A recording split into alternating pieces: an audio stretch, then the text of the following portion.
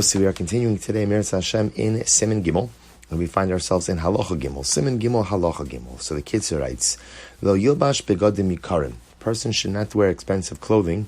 Ki davar zeh mevi es ha'adam lidei gaiva. For this could lead a person to a sense of arrogance. V'lo begadim bechusim ma'od, o meluchlachim. But on the conversely, a person should also not wear degrading clothing, like bechusim ma'od, like literally means like inferior clothing, or meluchlachim, or dirty clothing, shelo yisbaze be'ene habrios, in order that he not be looked down upon in the eyes of others. Now the truth is, it could also be understood as a corollary to the first statement. In other words, the Kitzur says, don't go ahead and wear expensive clothing because it's going to go to your head. Ultimately, you could become a Baal Gaiva.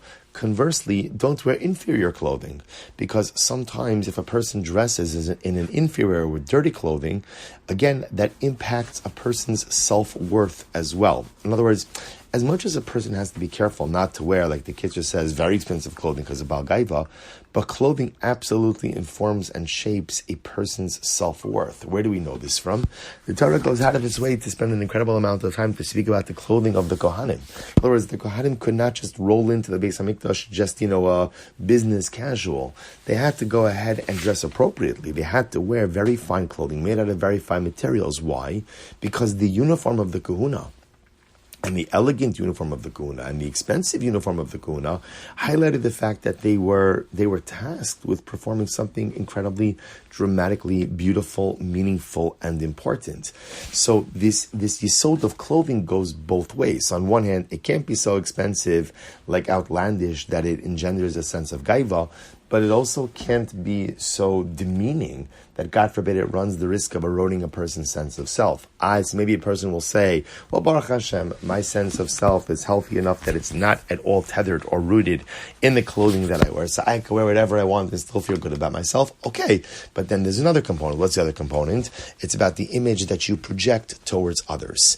And again, if I'm supposed to represent something, whether I'm supposed to represent the Talmid Chacham, I'm supposed to represent the Jew, I'm supposed to represent an ambassador of HaKadosh Baruch Hu, so the way I physically present, the clothing that I wear, should fit the part as well.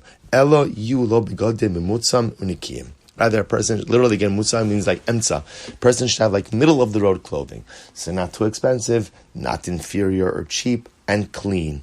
And the olam yimkar adam afilu karos beiso bikach min ha'olam l'raglov. And it's incredible. A person should be willing to go ahead and even sell the beams of his home in order to purchase shoes for himself. Now this is based on the Gemara Masechah Shabbos, where the Gemara explains that a person who walks in, there's nothing more degrading than walking around barefoot. So therefore, again, even if a person mamish has to sell off, some of the materials of their home, better to sell off the materials of your home and be able to walk around with shoes. So kind of continuing the theme that we began yesterday, that how a person feels about themselves and the image that we project to others ultimately, again, is very much rooted in the way we dress and the way we clothe ourselves.